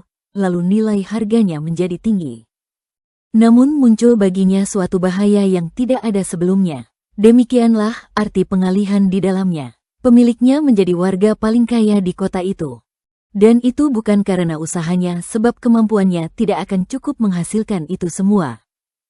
Sedangkan manfaat areal perkebunan dan areal persawahan saja masih belum mencukupi bagi pemiliknya dalam mencukupi kebutuhan-kebutuhan hidupnya. Karena masih belum dapat memenuhi tradisi-tradisi kemakmuran dan sebab-sebabnya. Perkebunan dan persawahan pada umumnya hanya untuk menambal kebutuhan dan keharusan mendapatkan mata pencaharian. Yang kami dengar dari orang-orang tua di berbagai negeri bahwa maksud dari mengumpulkan kepemilikan perkebunan dan persawahan hanyalah adanya kekhawatiran pada orang yang dia tinggalkan yaitu keturunan yang lemah, agar dapat menjadi tempat bergantung bagi mereka dan memberi rezeki serta tempat tumbuh selagi masih belum mampu berusaha. Maka apabila mereka telah mampu mendapatkan hasil dari usaha, maka mereka akan melakukannya sendiri. Terkadang di antara keturunan terdapat orang yang tidak mampu berusaha karena memiliki kelemahan pada tubuhnya atau cacat pada akal berpikirnya, sehingga areal perkebunan tersebut dapat menjadi penopang bagi kehidupannya. Inilah maksud dari orang-orang yang suka memperbanyak memilikinya. Sedangkan jika dimaksudkan untuk mencari harta atau memenuhi tuntutan-tuntutan hidup berkemewahan maka tidak. Terkadang dalam hitungan jarang atau langka hal itu dapat terjadi dengan cara peralihan pasar dengan capaian yang sangat banyak dan tinggi dalam jenis dan nilainya di kota. Hanya saja jika hal itu benar-benar terjadi terkadang menjadi perhatian para gubernur atau penguasa. Biasanya mereka lalu menggasapnya atau ingin membelinya dari pemilik. Oleh karena itu para pemiliknya sendiri terancam kerugian. Allah Maha Unggul dalam perkaranya dan Dia adalah Tuhan Arsy yang agung. Pasal ke-16. Warga Amsyar, ibu kota, yang kaya membutuhkan pengaruh dan perlindungan diri. Hal itu terjadi bahwa warga kota apabila pendapatannya besar, banyak mempunyai areal perkebunan dan areal persawahan dan menjadi warga ibu kota paling kaya serta menjadi tatapan pandangan mata karena itu dan menjadi luas keadaan-keadaannya dalam kemakmuran dan tradisi-tradisinya. Para amir dan para penguasa biasanya ingin merebutnya. Dan karena watak yang ada dalam diri manusia yaitu suka memusuhi, maka pandangan mereka terus menatapnya demi keinginan untuk memiliki apa yang ada di tangan pemiliknya itu. Mereka berusaha menggunakan taktik demi itu dengan segala cara yang mungkin hingga mereka bisa mendapatkannya dalam ikatan kekuasaan kerajaan dan alasan untuk menjatuhkan hukuman yang nyata, di mana karenanya harta tersebut dapat diambil. Kebanyakan hukum-hukum kekuasaan adalah sewenang-wenang, karena keadilan yang murni hanyalah terdapat dalam khilafah syariat dan yang seperti itu biasanya hanya mampu bertahan sebentar. Rasulullah bersabda, "Kekhalifahan setelahku adalah 30 tahun, kemudian berubah menjadi kerajaan yang sewenang-wenang." Maka pemilik harta dan kekayaan yang terkenal dalam pembangunan mau tidak mau harus mempunyai penjaga keamanan yang dapat mempertahankannya atau mempunyai kedudukan yang dapat menarik simpati orang yang mempunyai kekerabatan atau persahabatan dengan raja, atau ashabiyah yang dilindungi oleh sultan. Maka dia dapat berlindung di bawah naungannya dan merasa nyaman dari ancaman-ancaman permusuhan. Apabila dia tidak mempunyai hal-hal tersebut, maka dia akan menjadi korban perampokan dengan berbagai rekayasa dan alasan-alasan lainnya dari penguasa. Allah menentukan hukum dan tiada yang dapat menentang hukumnya. Pasal ke-17. Peradaban di Amsyar, ibu kota, mengacu kepada kerajaan dan dapat mengakar karena kesinambungan dan mengakarnya kerajaan. Penyebab hal itu adalah bahwa peradaban adalah kondisi-kondisi yang melebihi dari yang daruri, pokok, dari kondisi-kondisi pembangunan. Kelebihan itu berbeda-beda sesuai dengan kemakmuran dan sedikit banyaknya bangsa-bangsa dengan perbedaan yang tidak terbatas. Hal itu akan muncul di sana ketika muncul banyaknya aneka macam jenis dan golongannya. Maka peradaban sama dengan keterampilan dan kerajinan.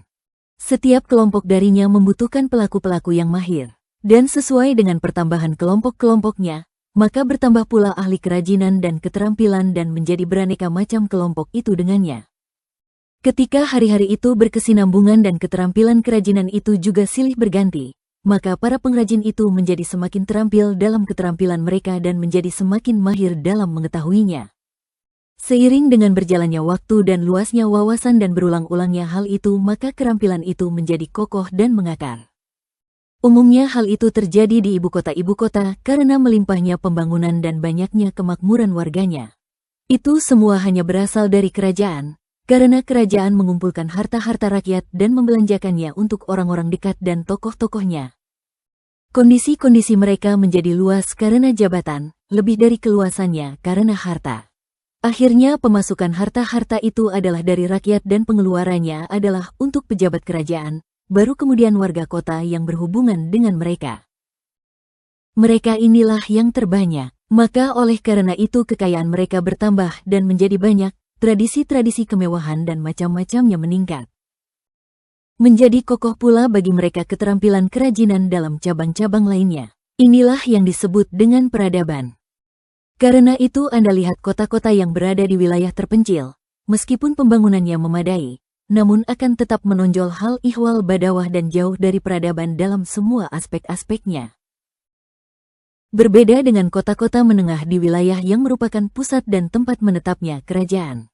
Hal itu tidak lain karena mereka berdampingan dengan sultan dan mendapat limpahan kekayaannya, sebagaimana air yang selalu mengalir kepada tempat yang dekat darinya, lalu yang dekat dari bumi, lalu berakhir ke tempat-tempat kering karena jauhnya. Telah kami kemukakan bahwa sultan dan kerajaan adalah pasar bagi dunia. Barang-barang dagangan seluruhnya tersedia di pasar dan yang dekat darinya. Semakin jauh dari pasar maka barang-barang dagangan tersebut tidak ada sama sekali. Kemudian apabila kerajaan berkesinambungan dan silih berganti raja-rajanya di ibu kota tersebut satu demi satu, maka akan kokoh dan mengakar pula peradaban mereka. Mari kita perhatikan hal itu pada orang-orang Yahudi pada masa kekuasaan mereka di Syam selama sekitar 1400 tahun. Peradaban mereka mengakar. Mereka pandai dalam hal ihwal kehidupan dan tradisi-tradisinya dan beraneka macam dalam kerajinan keterampilannya, mulai dari makanan, pakaian sampai hal ihwal rumah tangga lainnya. Hingga hal-hal tersebut umumnya diambil dari mereka sampai hari ini. Demikian pula peradaban dan tradisi-tradisinya di Syam adalah juga dari mereka dan dari kerajaan Romawi setelah 600 tahun mengakar kuat. Dan mereka berada dalam puncak peradaban. Demikian juga Kipti. Kerajaan mereka bertahan selama 3000 tahun. Maka tradisi-tradisi peradaban mereka mengakar kuat di negeri mereka, yaitu Mesir. Dan setelah mereka, kekuasaan Yunani dan Romawi menyusul, kemudian kekuasaan Islam yang minasak mereka semua. Tradisi-tradisi peradaban di sana masih berlanjut. Demikian juga tradisi-tradisi peradaban mengakar di Yaman karena bersambungnya kerajaan orang Arab di sana sejak masa Amalikah dan Tababiah selama beribu-ribu tahun. Lalu setelah itu kerajaan Mesir. Demikian juga peradaban di Irak karena bersambungnya kerajaan Nab dan Persia di sana sejak Kaldaniyin, Kianiyah, Kisrawiyah dan orang Arab setelah itu. Itu berarti selama beribu-ribu tahun. Maka tidak ada di muka bumi pada masa ini yang lebih maju peradabannya melebihi warga Syam, Irak, dan Mesir. Demikian juga mengakar dan menjadi kokoh tradisi-tradisi peradaban di Andalusia karena bersambungnya kerajaan besar di sana pada Goth, kemudian diikuti setelahnya oleh kekuasaan Bani Umayyah. Itu juga berarti selama beribu-ribu tahun. Kedua kerajaan itu sama-sama besar. Oleh karena itu tradisi-tradisi peradaban di sana dapat bersambung dan menjadi kokoh. Sedangkan di Afrika dan Maghrib tidak ada sebelum Islam satu kekuasaan besar sama sekali. Orang-orang Eropa hanya mengarungi laut ke Afrika dan menguasai pantainya. Ketundukan barbar dan penduduk pantai kepada mereka hanyalah ketundukan yang tidak kokoh. Mereka tetap berada di Kalah atau di Fas. Tidak satu kerajaan pun yang bertetangga dengan warga Maghrib. Mereka hanya mengirimkan ketundukan mereka kepada Goth dari seberang lautan.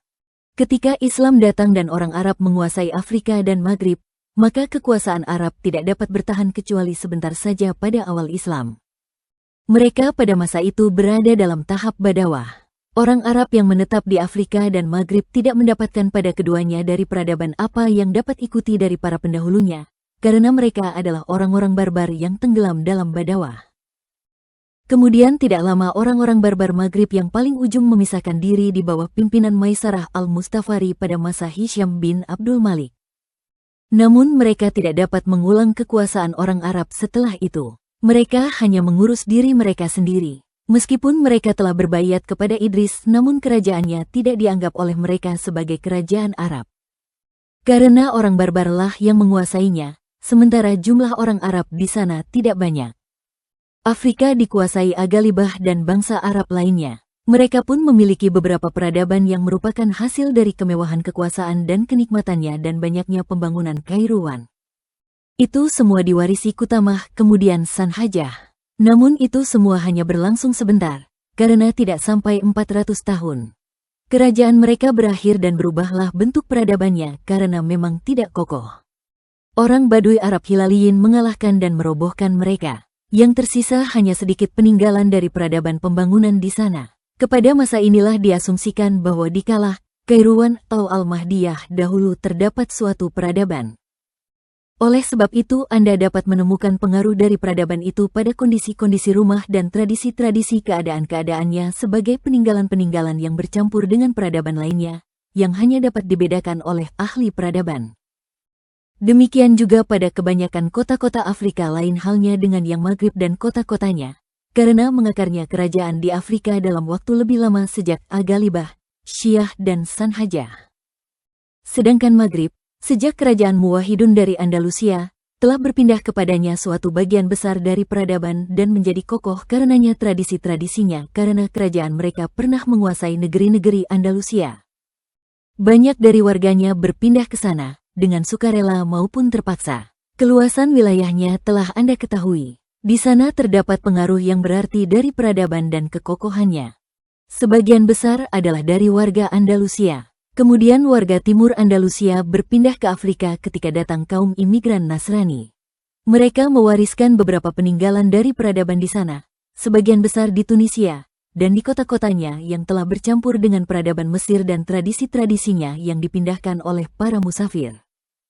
Maka karena hal itu Maghrib dan Afrika mempunyai pengaruh peradaban yang berarti yang berjalan lama dan tidak terkena kerobohan serta dapat diwarisi oleh keturunan-keturunannya.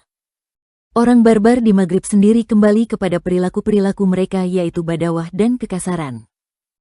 Di atas segalanya, peninggalan-peninggalan peradaban di Afrika adalah lebih banyak daripada di Maghrib dan kota-kotanya karena kerajaan-kerajaan lalu lebih banyak yang beredar di sana daripada di Maghrib dan karena kedekatan tradisi-tradisi mereka dengan tradisi-tradisi warga Mesir akibat banyaknya orang hilir mudik antar mereka. Maka hendaknya rahasia ini dipahami karena tidak banyak diketahui orang.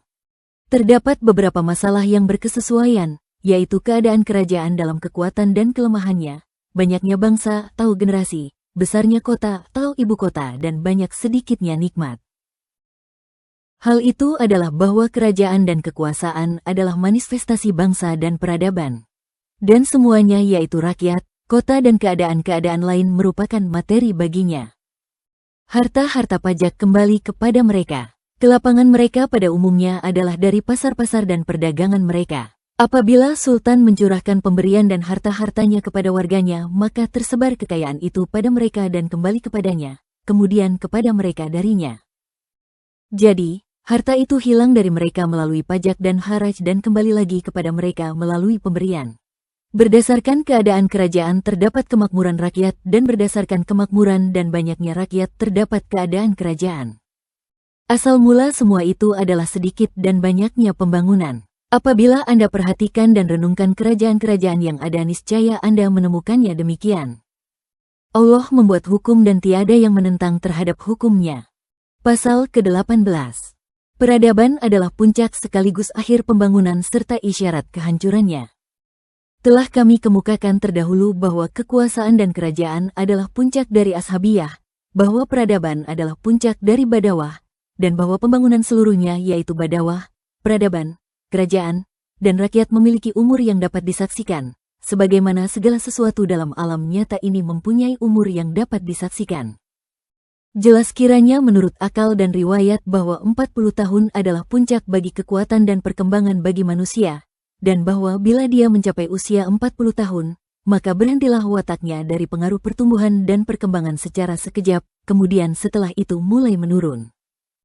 Demikian juga dengan peradaban dalam pembangunan. Peradaban adalah puncak pembangunan dan tidak ada tambahan lagi sesudahnya.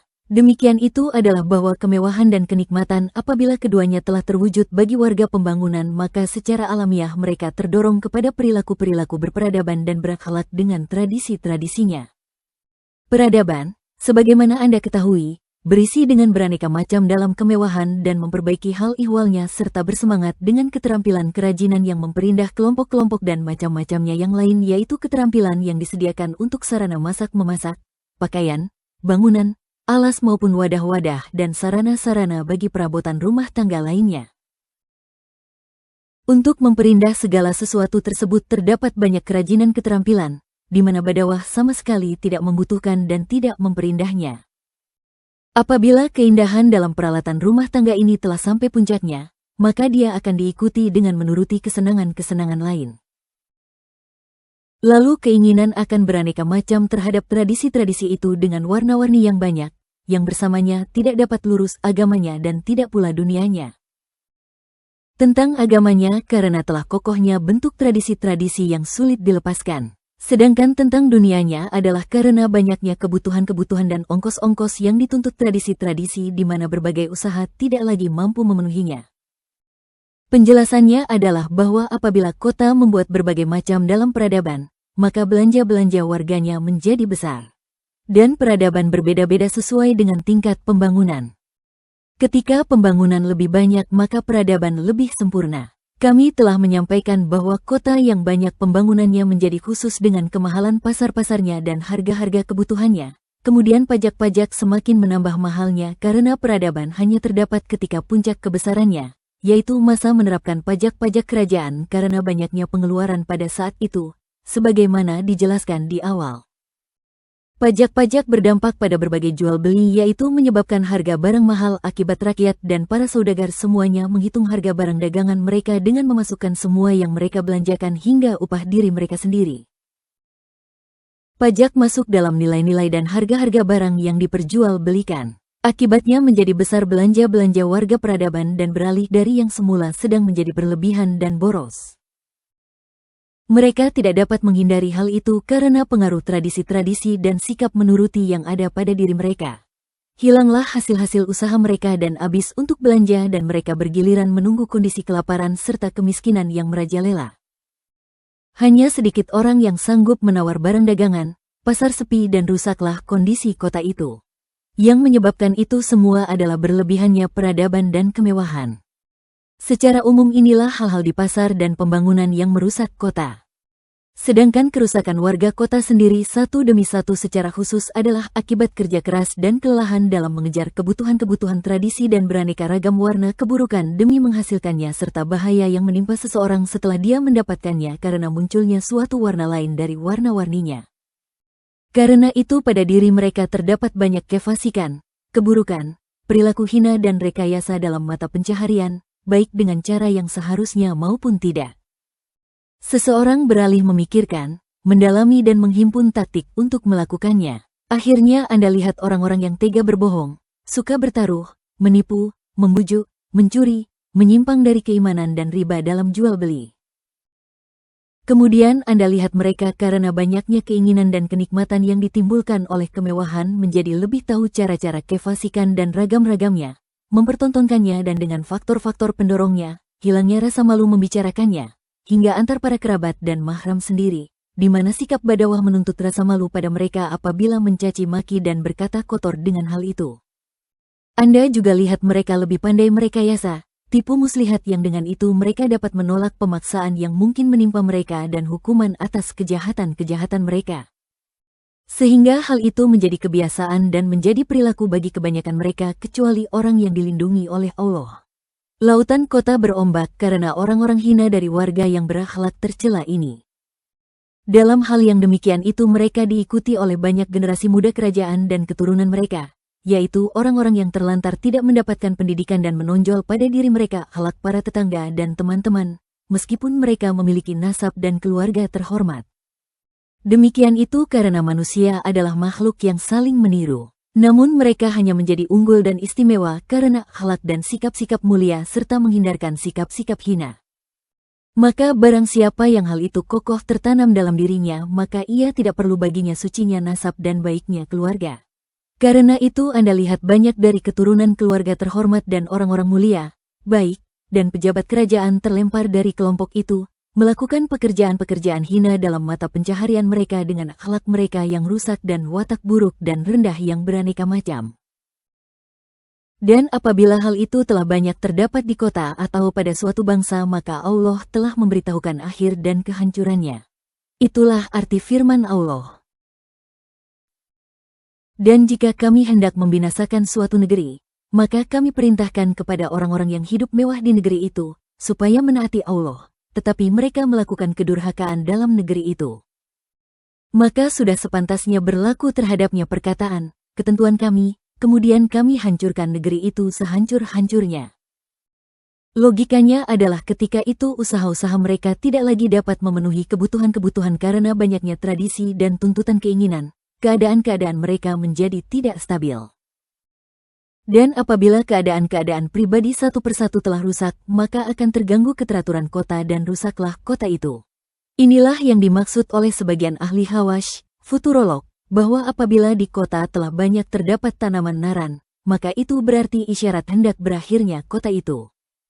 Sehingga karena munculnya pernyataan itu banyak orang awam menghindari menanam naran di desa-desa. Padahal yang dimaksud sesungguhnya bukanlah demikian dan bahwa yang seperti itu tidak hanya terdapat dalam naran. Yang dimaksud sebenarnya adalah bahwa kebun-kebun dan mengalirkan air adalah merupakan konsekuensi peradaban. Kemudian bahwa pohon naran, liyah, pohon saru dan segala yang tidak ada rasanya dan tidak ada manfaatnya adalah termasuk dari puncak peradaban. Karena ditanamnya pohon-pohon itu di kebun-kebun tidak dimaksudkan kecuali dari sisi bentuknya saja dan tidak ditanam kecuali setelah terjadinya beraneka macam bentuk kemewahan. Inilah tahap di mana dikhawatirkan kota mengalami kerobohan dan kehancuran sebagaimana kami kemukakan. Hal yang sama juga disebutkan dalam masalah pohon divla, sebab divla tidak dimaksudkan kecuali karena dapat membuat kebun-kebun beraneka warna bunganya, antara yang merah dan putih. Dan yang seperti itu termasuk dari warna-warni kemewahan. Di antara kerusakan-kerusakan peradaban adalah tenggelam dalam kesenangan dan lepas kendali di dalamnya karena banyaknya kemewahan. Maka muncul beraneka macam kesenangan-kesenangan perut, yaitu makanan, kelezatan-kelezatan, minuman dan yang enak-enak darinya. Hal-hal beraneka macam itu akan diikuti dengan kesenangan-kesenangan alat kelamin dengan berbagai hubungan badan, yaitu perzinaan maupun liwat, sodomi, yang dapat mengakibatkan kehancuran jenis manusia, ada kalanya akibat bercampurnya nasab sebagaimana dalam perzinaan. Dalam perzinaan masing-masing orang tidak mengetahui anak kandungnya sendiri karena dia tidak mungkin dapat mengetahuinya sebab ketika telah berada dalam rahim sperma saling bercampur. Akibat sosialnya kemudian adalah tidak adanya rasa kasih sayang naluriah terhadap anak dan tanggung jawab pemeliharaannya. Mereka akhirnya binasa. Hal itu menyebabkan terhentinya jenis manusia. Kadang kehancuran manusia itu tanpa akibat suatu perbuatan, sebagaimana pada sodomi yang mengakibatkan tidak munculnya keturunan sama sekali. Sodomi ini lebih besar dampaknya bagi kehancuran jenis manusia karena dapat mengakibatkan tidak wujudnya jenis manusia, sedangkan zina, sekadar mengakibatkan tiadanya sesuatu yang sudah pernah ada. Karena itu, pendapat Imam Malik dalam masalah sodomi ini lebih konkret dibanding pendapat imam mazhab lain sekaligus menunjukkan bahwa dia lebih cermat dalam memandang maqasid syariah, tujuan-tujuan pokok syariat, dan pertimbangan syariat dalam mewujudkan kemaslahatan. Mari kita lihat hal itu dan perhatikan bahwa puncak pembangunan adalah peradaban dan kemewahan, dan bahwa jika dia telah mencapai puncaknya maka akan berbalik kepada kehancuran dan mulai masuk dalam kepikunan seperti umur-umur alamiah bagi makhluk hidup. Bahkan kami katakan bahwa akhlak yang timbul dari peradaban dan kemewahan hanyalah kerusakan, sebab manusia disebut manusia karena semata-mata karena kemampuannya untuk mendapatkan manfaat-manfaat bagi dirinya dan menghindarkan kerugian-kerugian yang akan menimpanya serta meluruskan akhlaknya untuk berusaha melakukan hal itu. Orang berperadaban tidak mampu untuk secara langsung memenuhi kebutuhan-kebutuhannya sendiri. Ada kalanya karena tidak mampu akibat kenyamanan yang ada padanya atau karena kesombongan karena merasa telah bergelimang nikmat dan kemewahan. Kedua hal ini adalah hina. Demikian juga dia tidak mampu menghindarkan kerugian dan meluruskan akhlaknya untuk berusaha melakukannya.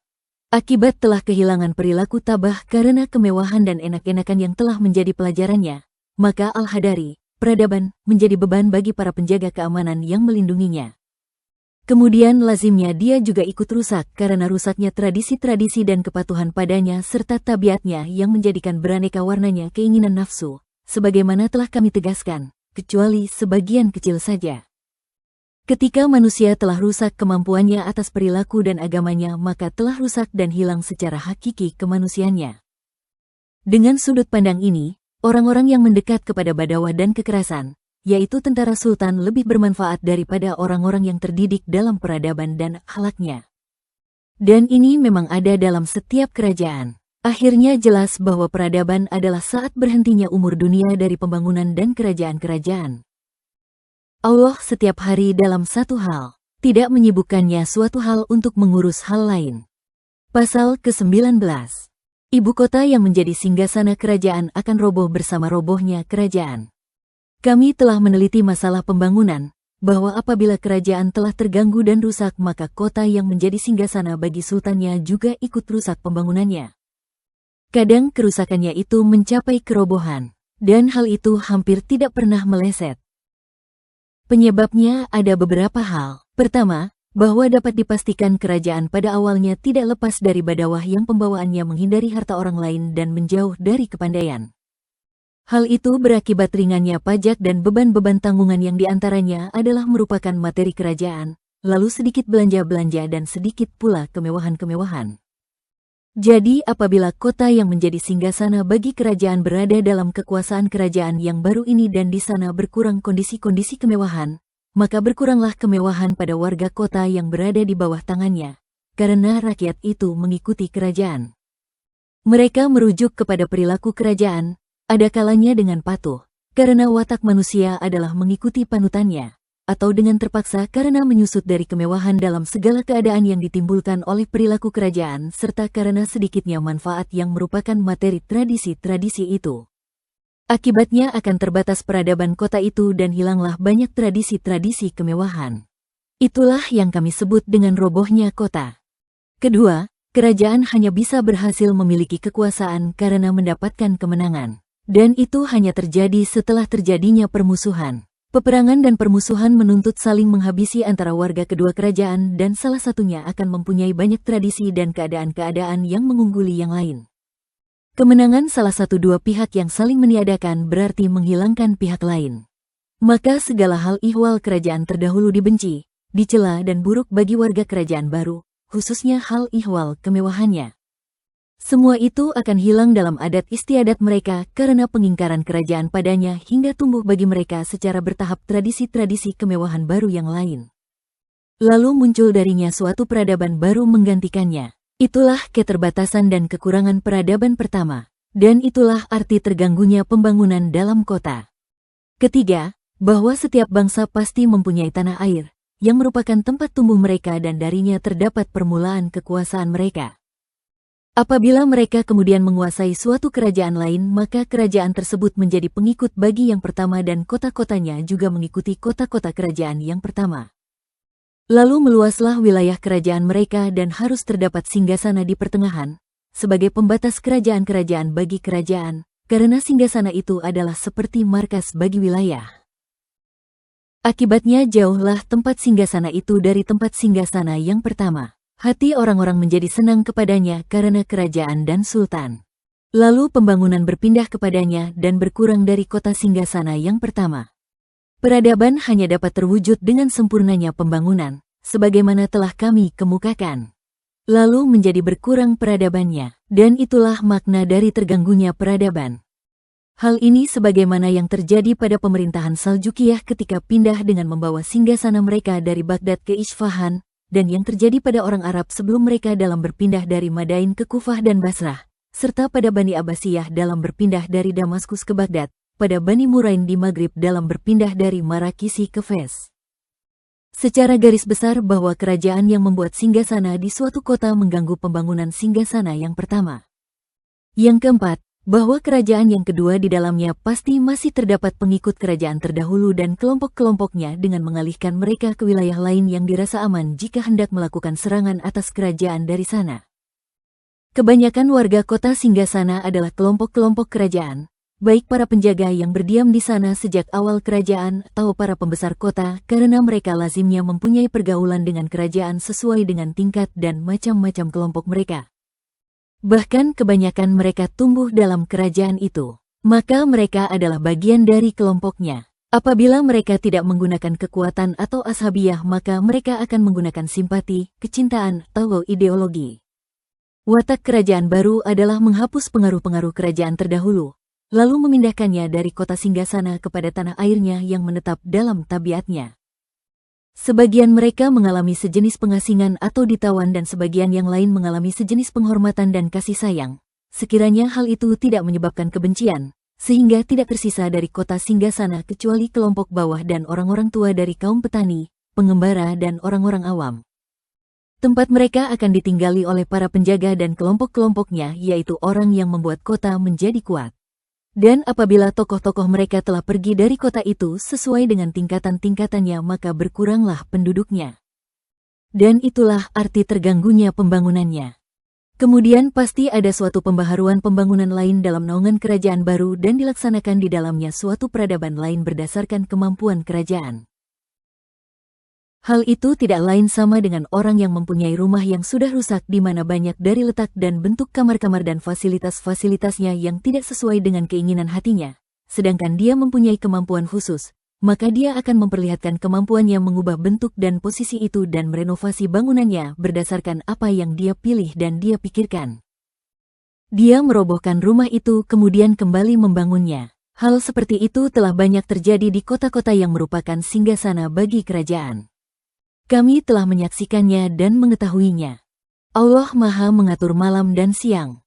Sebab alamiah yang pertama dalam masalah itu secara garis besar adalah bahwa hubungan antara kerajaan dan kekuasaan bagi pembangunan adalah sama halnya hubungan antara bentuk terhadap materi. Kekuasaan adalah bentuk yang dengan jenisnya menjaga wujudnya materi. Ditegaskan dalam ilmu-ilmu hikmah bahwa tidak mungkin melepaskan yang satu dari yang lain. Kerajaan tanpa pembangunan tidak dapat ditemukan dan pembangunan tanpa kerajaan dan kekuasaan adalah sulit karena watak manusia yang suka bermusuhan yang mendorong terjadinya pertentangan. Maka menjadi nyata kebutuhan akan siasat, tata pemerintahan untuk hal itu, baik secara syar'i maupun secara politik.